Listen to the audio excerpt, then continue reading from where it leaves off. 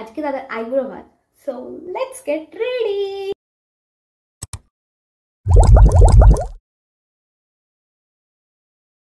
আজকে সুন্দর করে সেজে নিচ্ছি, যদিও সাজার মতো তেমন কিছুই নেই, কারণ শুধু তো লিপস্টিক মাখলাম আর চুলটা ঠিক করলাম, ব্যাস, দ্যাটস অল। তারপরে চলে গেলাম রান্নাঘরে, দেখলাম মা প্রচুর রান্না করেছে, যেটা তোমরা ভিডিওতে দেখতে পাবে, ডোন্ট ওয়ারি। এটা আমার বোন। সো দাদারা আসতে দেরি করছে দেখে আমরা দুই বোনে মিলে একটু খুনসুটি করতে শুরু করলাম, একটু নাটক করছিলাম, ড্রামা। ফাইনালি আমরা শুনতে পেলাম ঘন্টার আওয়াজ, দাদারা এসে গেছে। দেখলাম আন্টি চলে এসছে, তারপরেই এলো দাদা, the main character of the story, I mean আজকের ভ্লগের। অনেক দূর থেকে দাদারা এসেছিল, তাই জন্য দিলাম কোল্ড ড্রিঙ্কস, আর তারপরেই দেখলাম সবাই গল্প করতে শুরু করে দিয়েছে।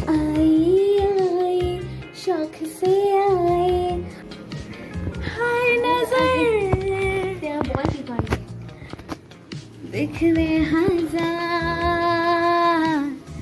হুয়া থা প্যার।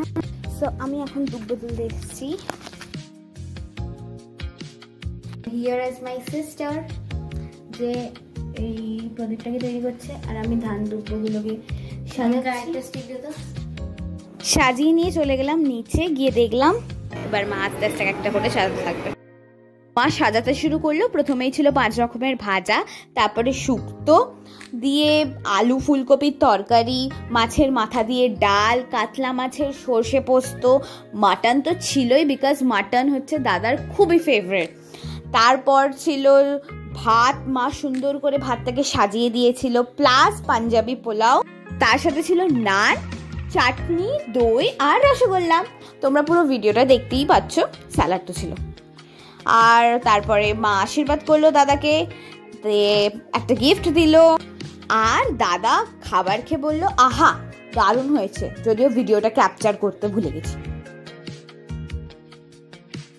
সবাই মিলে আমার মায়ের হাতের রান্নার খুব প্রশংসা করলো, বিকজ আমি তো জানি যে একবার খাবে সে কখনোই মায়ের হাতের রান্নার স্বাদ ভুলতে পারবে না। তারপরে খাবার মাঝে দেখি দাদাকে ফোন করেই যাচ্ছে কত লোকজন, হোয়াটএভার। তারপরে আমরা খেলাম, খেয়ে উঠতে উঠতে প্রায় 5টা 5:30 বেজে গেল। তারপরে চলে এলো চা খাওয়ার টাইম, আর আমার তো চা খুব ফেভারিট। সো আজকের জন্য এতটাই।